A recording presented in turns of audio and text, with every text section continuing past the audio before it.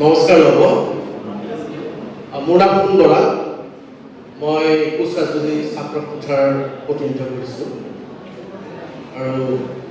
সভাগৃহত ইতিমধ্যে মানুহ যথেষ্ট কম হৈ গ'ল তথাপিও বিভিন্নজনে পৰামৰ্শ দিলে কিন্তু মই দুই এটা পৰামৰ্শৰ বাদে মই তেওঁলোকক অলপ উদ্দীপনা দিব বিচাৰিছোঁ এম্পাৱাৰ কৰিব বিচাৰিছোঁ আমাৰ ছাত্ৰ সমাজক প্ৰথমতে মই সকলো ছাত্ৰ ছাত্ৰী শিক্ষক সমাজ সকলোকে মই শ্ৰদ্ধা নিবেদিছোঁ 170 কোটি টকাৰে ইয়াৰ পৰা 7 কিলোমিটাৰ দূৰত যি শ্বহীদ স্মাৰক 860 জন শ্বহীদৰ কাৰণে অসম চৰকাৰে বনালে খুব ধুমধামেৰে ডাঙৰ প্ৰগ্ৰাম কৰিলে প্ৰচাৰ কৰিলে আৰু সেই শ্বহীদসকলৰ অমৃত তেজেৰে কেন্দ্ৰীয় বিশ্ববিদ্যালয় হৈছিল তেজপুৰ বিশ্ববিদ্যালয় আৰু যিখন বিশ্ববিদ্যালয়ত আজি 27টাতকৈ অধিক গৱেষণাৰ কাৰণে ব্যৱস্থা আছে আৰু তাৰ ছাত্ৰ আজি গৈ কৰোণা নিচিনা মহামাৰী যে লেবৰেটৰীত যি গৱেষণা সেই গৱেষণাৰ ভেকচিন তৈয়াৰ তেওঁলোকে মুখ্য তেওঁলোকে কাৰ্যক্ষমতা তেওঁলোকে গ্ৰহণ কৰিছিল তাৰ পৰা PhD লৈ পেলাই ঠিক তেনেকুৱা এখন ইউনিভাৰ্চিটি আজি এনেকুৱা এটা অচল অৱস্থা যিজন ভাইচ চেঞ্চেলৰৰ কথা কৈছে শম্ভুনাথ সিং নামটো শুনিবলৈ ইমান পবিত্ৰ শম্ভু মানে মহাদেৱ তেওঁ তেনেকুৱা 100 কোটিতকৈ অধিক দুৰ্নীতি কৰিছে খুবেই শুনি বৰ ভয় লাগে গতিকে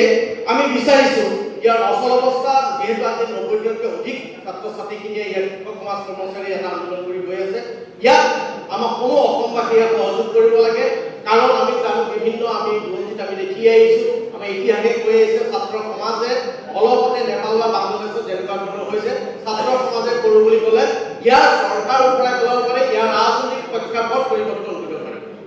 গতিকে আমি আহ্বান জনাব লাগিব আমি এইটো নহয় যে খুব হৰ্ষমেৰে কিছুমান লৈ পেলাই ব্যৱস্থা ল'ব লাগিব এইটো নহয় আমাৰ আন্দোলনটো চলাই যাব লাগিব আত্মীয় ছাত্ৰ সন্থাৰ পৰম্পৰা আপোনালোকৰ সহযোগ আমাৰ সমগ্ৰ অসমতে থাকিব তেজপুৰ বিশ্ববিদ্যালয়ৰ কাৰণে কি কৰিব লাগে কি কৰিব আমি আপোনাক প্ৰতিশ্ৰুতি দিছোঁ যদি ইয়াৰ লগে ছাত্ৰ সমাজে যিখিনি দায়িত্ব লৈছে যিখিনি তেওঁলোকে কষ্ট ভোগ কৰি আছে তাত আমি সহযোগিতাৰ সহমৰ্মিতা জনাইছোঁ গতিকে পৰামৰ্শখিনি এনেকুৱা হ'ব লাগে যে এটা ৰাজহুৱা ব্যৱস্থাৰ মাজত সেইখিনি আগবঢ়াই লৈ যাব লাগে আৰু যিখিনি কথা আমাৰ বৰুৱা ছাৰে কৈছিলে সেইখিনি মই সহমৰ্মিতা প্ৰকাশ কৰিছোঁ আৰু সম্পূৰ্ণ ছাপোৰ্ট কৰিছোঁ গতিকে যিখিনি ডিচিপ্লিন আছে আৰু এনেকুৱা ধৰণৰ বস্তুবোৰ আছিল লাগে ভাবি পেলাই যিজন ভিচিৰ ওপৰত চেঞ্চেলৰ যিজন হৈ আছে যিজন ৰাজ্যপাল হৈ আছে আৰু ৰাজ্যপালৰ ওপৰত তেওঁৰ প্ৰতিনিধি হয় কেন্দ্ৰীয় চৰকাৰৰ তেনে অৱস্থাত ইমান শ কোটি টকা এটা দুৰ্নীতি কেনেকৈ হ'ব পাৰে আৰু এইটো শিক্ষানুষ্ঠান নহয় শিক্ষানুষ্ঠানৰ উপৰিও এইটো এটা আমি ক'ব লাগিব এটা ৰাজহুৱা অনুষ্ঠান গতিকে ৰাজহুৱা অনুষ্ঠান যিবোৰ মানুহ যিবোৰ শিক্ষাবিদ তাতে ইমপ্লেণ্ট কৰা হয় ইমপ্লেণ্ট কৰা সময়ত চাব লাগিব তেওঁ এজন শিক্ষাবিদৰ উপৰিও প্ৰশাসনিক জ্ঞান আছে নে নাই সেই জাতিটোৰ প্ৰতি সেই ৰাজ্যখনৰ প্ৰতি আত্মীয়তা আছে নে নাই ঠিক এনেকুৱা ধৰণৰ নোহোৱা মানুহবোৰক আৰু পঠিয়াই দিয়া হয় আৰে অসমত অসমীয়া মানুহ নাছিলে নেকি ডিচি কৰাৰ কাৰণে কেকে হেণ্ডি কৰি অসমীয়া মানুহ নাই নেকি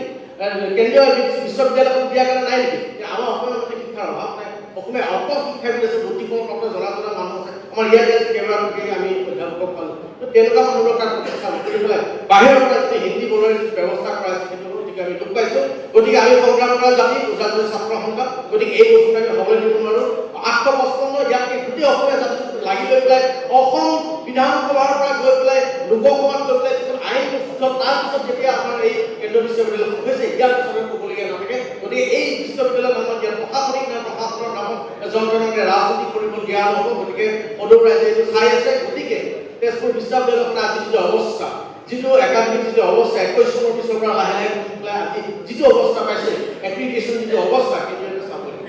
গতিকে আজি ৰাষ্ট্ৰ পৰাষ্ট্ৰৰ পৰা যিমান পৰিস্থিতিৰে দিয়া আহে আশা লৈ পেলাই কিমান সংখ্যক অসমীয়া ল'ৰা তাতে ষ্টাডি কৰি আছে গতিকে তেওঁলোকৰ ভৱিষ্যত আমি চাব লাগিব কিন্তু অসমত এটা অসমত বা ভাৰতত চলিছে আমাৰ ল'ৰা ছোৱালী স্কুলৰ পৰা চিধা আজিকালি ইউনিভাৰ্চিটি যায় কলেজত আজিকালি কলেজ পাহৰি গৈছে ডাইৰেক্ট ইউনিভাৰ্চিটি গতিকে এইটো এটা তাৰ কাৰণ আছে গতিকে এইটো এটা ব্যৱসায়িক প্ৰতিষ্ঠান নহয় আৰু শিক্ষা আৰু স্বাস্থ্য যেতিয়া মাধ্যম কৰিব দুৰ্নীতি হ'ব তেতিয়া জাতিটো একেবাৰে ধ্বংস হৈ যাবলৈ আগবাঢ়ি যায় গতিকে আমি ভাবিছোঁ অসমীয়া জাতিটো ইমানকৈ এৰি দিয়া নহ'ব গতিকে ভোজ ভাত খাই বিহু পাতি থাকিলেই নহ'ব আৰু শ্ৰদ্ধা জুবিন গাৰ্গৰ কথাটো মই জনা নাছিলোঁ শ্ৰদ্ধা জুবিন গাৰ্গ ডাঙৰীয়া যেতিয়া আমি দেহ জ্ঞানৰ কাৰণে লাগি আছোঁ যিহেতু সেইখন কমিটিত ময়ো আছোঁ যিখন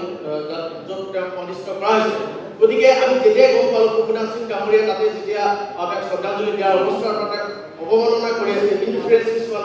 তেওঁ বিহেভ কৰি আছে তেতিয়া গম পালোঁ কি হৈ গৈছে আৰু তেতিয়ালৈকে সেইটো উদ্গীৰণ হ'ল যে তাত বহুত ধৰণৰ কেলেংকাৰী চলি আছে ইমানবোৰ কেলেংকাৰী চলি আছে শ শ কোটি টকা তেওঁলোকৰ কিতাপ কিনাৰ নামত তেওঁলোকৰ ৰেকমেণ্ড দিয়া তেওঁলোকে লেভেল প্ৰতিষ্ঠানত এনেকুৱা ধৰণৰ চলি আছে গতিকে এইটো আচৰিত গতিকে এইটো প্ৰচাৰ কৰিব লাগিব আৰু মই আহ্বান কৰিম কেন্দ্ৰীয় চৰকাৰকো যিজন আমাৰ কেন্দ্ৰীয় শিক্ষামন্ত্ৰী আছে ধৰ্মেন্দ্ৰ প্ৰধান ডাঙৰীয়া আমাৰ মুখ্যমন্ত্ৰী তেওঁলোকক কওঁ যে বীৰেন্দ্ৰ সিং ডাঙৰীয়া যেনেকুৱা